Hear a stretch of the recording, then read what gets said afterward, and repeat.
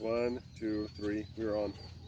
Okay, hello and welcome to another Tiva Drive episode, and this time around we're back with the Volvo C40. Now for 2024, it's called EC40. They are changing the naming of the electric cars from Volvo. So the XC40 Recharge becomes EX40. This C40 becomes EC40, the coupe version of the XC40, and that's because they are introducing two new pure electric models on dedicated platforms, the EX30 and the EX90. EX90 will be launched later this year, and we'll talk about it later. And then the EX30 was supposed to be launched this year, but it's actually now delayed till next year, as the production has to move from China to Europe in order to avoid the stiff penalties and tariffs that both US and Canada and the European Union are introducing against some of the Chinese products, cars made in China. So here we are, 2024. We tested this car before in an all-wheel drive version with 400 horsepower. This one here is the Rangemaster rear-wheel drive version with 250 horsepower, and we would like to compare it with its cousin Polestar 2. We just test drove the Polestar 2, and we test drove it both in front and all-wheel drive, and now both of these cars, so both the Polestar and the Volvo, have switched. The single motor versions of those cars have switched from the front-wheel drive to rear-wheel drive. And in the process, the battery was upgraded, the motors were upgraded to a more efficient ones, the range was improved quite a bit, and we'll talk about it in a moment. So as you see it here, this is a rear-wheel drive single motor version with 250 horsepower. The battery in this one, and only single motor versions of both Polestar and Volvo, have seen the upgraded battery. It's now 4 kilowatt hours bigger. So from 75 net, it's now 79 net, or 82 gross. So basically it improves the range quite a bit. The rear single motor is also more efficient. So the range, the rated range for the Volvo rear-wheel drive is now rated at 485 kilometers. We'll tell you about the results of our hypermile test and our highway test in terms of the consumption and what the real life range would be on that car. So we won't spend too much time showing you the car itself, because you can view our video, full review video from 2022 when this car was first introduced. The car is shaped differently than its XC40 brother, because it's lower, it's more sleek. That's why the range is now better than on its XC40 brother, or EX40 as it's called now. This is a coupe version, so basically you have a standard glass roof, but it's a fixed glass roof and there is no cover on it. The XC40 has an opening sunroof with a sun blind that you can close and open electrically. So these are some of the main differences. Here at the Volvo EC40 is basically equipped with the same LED headlamps here. You have a headlight washer, of course, for Volvo. It's mandatory. And you still have the fog lamps here at the bottom as well. The car is equipped, this particular version, so as you see it here, basically the rear-wheel drive version starts at 62,000. So it's a little bit more than its Polestar, because Polestar single motor starts at 55,000. However, in a Polestar, you get a steel roof. So here you get a standard glass roof in a Polestar, which is $7,000, the base version, which is $7,000 less. You get a steel roof, and in order to get the fixed glass sunroof, you have to go to the plus option, which is another $5,000. So then it brings them together within a couple of thousand of each other. So there's not, in the end, there's not, if you compare apples to apples, there's not a huge difference between the Polestar 2 and this one. The main difference is the Polestar 2 is made in China. This one here is made in Belgium. So again, we can just quickly show you the interior. Maybe you can go into the wide angle mode to show it from the close by. And so basically the interior did not change at all. This one here comes with the upgraded interior with a Harman Kardon stereo. You have the cup holders here big enough to hold a small water bottle here. Two cup holders still here. You have the Google system, which does not accept Android Auto, but it's a Google-based system, so you can download the same apps you have on your Android Auto here into the Google system. It does have wireless Apple CarPlay though. So again, just very quick outlook. Because it's a coupe version of the XC40, definitely a bit less. The front room is pretty much the same. It's slightly lower headroom here because of the fixed glass roof and the coupe shape of the car. So when I sit here in the front, now I am in a comfortable position for my driving, and then the headroom here, it's quite fine because it's a fixed glass roof. And if I jump in the back, and again, you may have seen it in our previous video of this first time we sat in a C40. So when you're in the back, because of the coupe shape, for a tall person like myself at 6'3" or 190 centimeters, it's really tight here. So basically I'm touching the ceiling with my head. So it's the rear space is definitely compromised because of its coupe shape, unlike its XC40 brother. So yes, and then the Polestar 2, we just test drove it, so you can view that video. We posted it already. So the Polestar is a little bit better in terms of the rear headroom. We can show you the charge port is located here. And so of course it's a J1772 and a CCS right there. And then basically you have the trunk space. You can see that very different, very specific LED lights in the back. Somebody is cutting the grass, unfortunately. And then you have very nice sized trunk with some storage under. Okay, so that's about it for the walk around, because we have to get away from the people cutting the grass on the beach. But anyway, so we're gonna jump inside, take you for a spin, and give you all the results of our testing, both for Hypermile and for the highway test. 3, 2, 1. We're rolling. Okay, here we are inside a 2024 Volvo EC40. It's still called C40 for some reason, but it's been announced that they're going to change the name to EC40 to make it more logical with EX40, EX30, EX90, and this being a coupe version, EC40 kind of makes logical sense.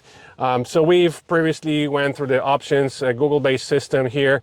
This is your climate system, just like same Volvos and Polestar basically have the screen is smaller in a Volvo than in a Polestar. The Polestar has a huge screen here and a vertical screen. This is still vertical, but much smaller. So we won't be going through these options. We're just going to take you for a spin and let you know.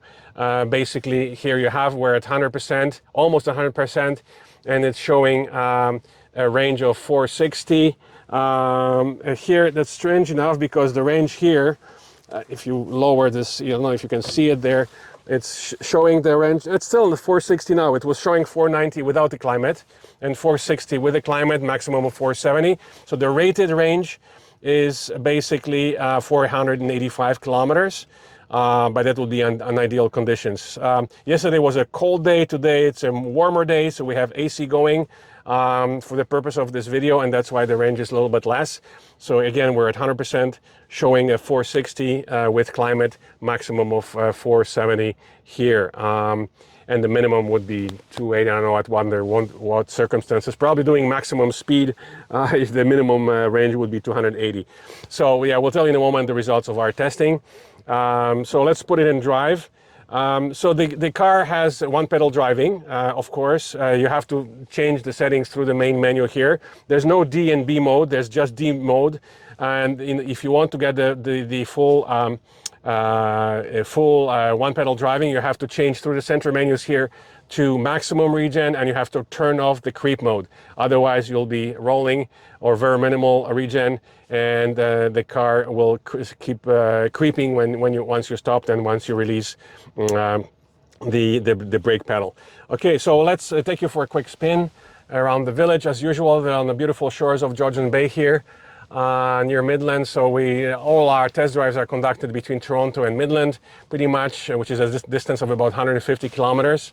Then we use the highway to do the highway test on the 400, and then we do our Hypermile, usually either using the local roads here, driving to Collingwood, or we use side roads like Highway 27, driving back to Toronto on the side roads, at much lower speeds, of course, without climate, in order to maximize the range. So that's the purpose of the Hypermile, to see what the longest range would be. So this car here, again, We want to quickly compare it with its cousin Polestar 2, because strangely enough, or I don't know, maybe it was done on purpose. This car here, the single motor, which switched from the front wheel to a rear-wheel drive, the horsepower on this Volvo C40 or EC40 if you prefer is 250 horsepower, where the Polestar it's 300 horsepower. So it's actually the made Polestar 2 single motor rear-wheel drive more powerful than this car. The rated acceleration for this car is 7.3 seconds. Most of the reviewers were able to get it under 7 seconds, and the rated acceleration for the Polestar version of this car is actually 6.3, so a full second faster on paper. I think your door might be open. You may have to slam the door again because it's open. Either that, there we go. Now it's good that you have a warning on the main dashboard. And so basically, yeah, so it's slower than its Polestar cousin. In terms of the pricing, the battery is the same. So again, the rear-wheel drive version of both Polestar and Volvo get a larger battery than all-wheel drive for some reason. The battery comes from a different manufacturer. So not only is it bigger, so instead of 75 net, it's 79 net. So 4 kilowatt hours bigger for the single motor versions of both Polestar and Volvo, but it also charges faster. So the all-wheel drive versions charge at 155 kilowatts max, where this one charges up to 200 kilowatts. So it charges faster. Of course, we stopped doing the testing at the DC units here because the fast charging stations here never produce the power, the rated power that they're supposed to, almost never. So we stopped doing these fast charging reviews because the networks very rarely provide what they are supposed to provide. And so we don't bother doing that anymore. But so all we can tell you is that the rated speed for the single motor versions are actually charge faster and the battery is bigger. So it kind of makes sense because the battery is bigger, you should be able to charge it faster as well. But the main reason is that the battery for the all-wheel drive version is produced by LG Chem, Korean manufacturer, where the single motor versions run a CATL, a Chinese-made battery that also happens to charge faster. So that's basically the main reason. So again, the Volvo Polestar don't have different driving modes. There's just a range optimizer, so you can turn it on. So let's see if you turn off the climate, if it's gonna adjust the range right away. We can turn off just for a second to see if it's gonna, yes it does. You see it was 460 with the climate on, it's 490. So you lose 30 kilometers in range when you turn on the climate. So once it's 490 right now, we turn the climate back on and it's gonna affect your range. Boom, we're back to 460. So 30 kilometers range, so it's less than 10% because of the use of climate in today's weather. It's only 18 degrees actually, so it's still not that hot, but the air conditioning does use up some battery. So let's see how it feels in terms of its acceleration. There's a bit of traffic happening. It's a long weekend. So actually it's Canada Day today, so we're celebrating Canada Day in Volvo C40 rear-wheel drive. But it's got enough of we can tell you don't want to do it here in the village because of the traffic, but it has good enough acceleration.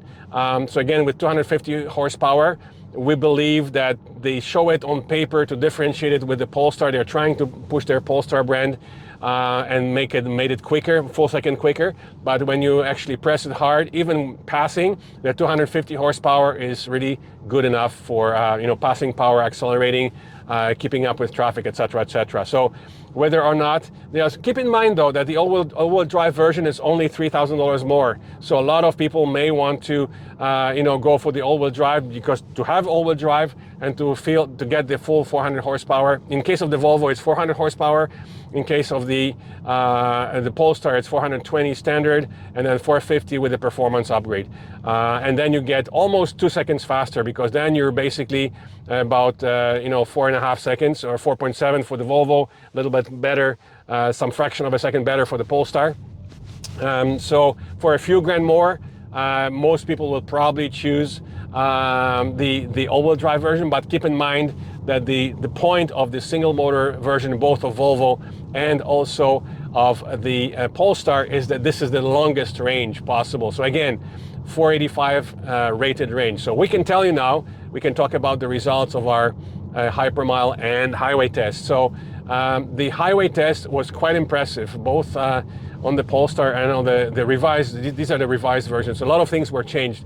The motors, especially the single motor versions, were upgraded to much more efficient motors, more powerful but more efficient, and they switched from front wheel to rear wheel drive, and hence the range has improved, also through the larger battery, of course, 4 kilowatts larger. So 485 rated. Our consumption on the highway, 400 northbound, so we drove it a couple of times on the highway using 400.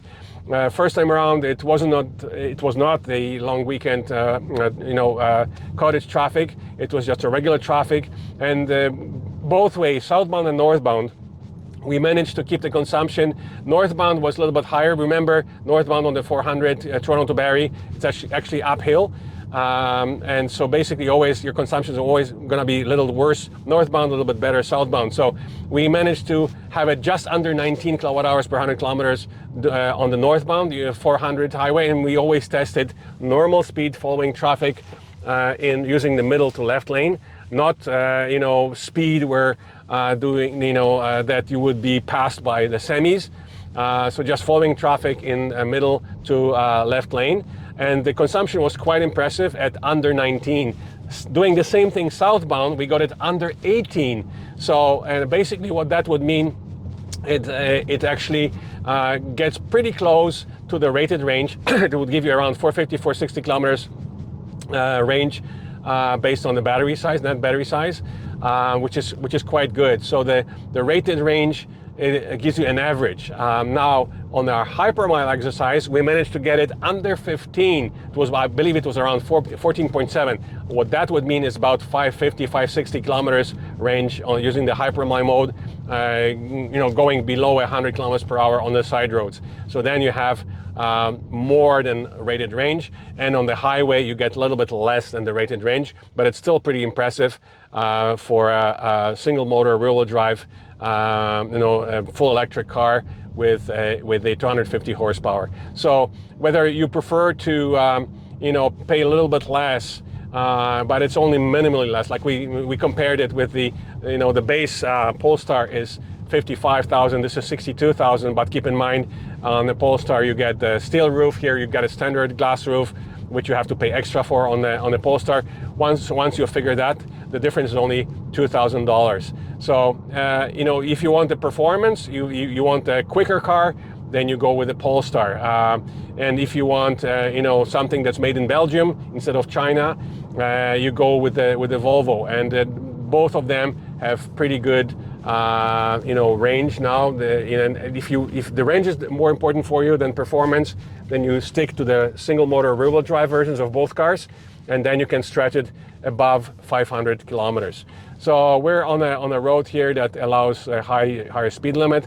So to end our video, we're just gonna try and floor it. This gives you, by the way, the consumption, electrical consumption, so the momentary consumption, and we're going uphill now. And of course, when you're decelerating, it shows you the minus value, which means that it's regenerating power. So we're just gonna get to the top of the hill, and then we're gonna try and floor it for you and give you our final impressions of this car. So again, if you have any questions, please don't hesitate to comment. And if you don't forget to press the subscribe button to be informed when the next video is gonna be published. There's lots more pure electric and plug-in hybrid video reviews coming. So here we go, 0, and let's floor it. Minus 90, boom. And the consumption is all the way to 200, even over 200.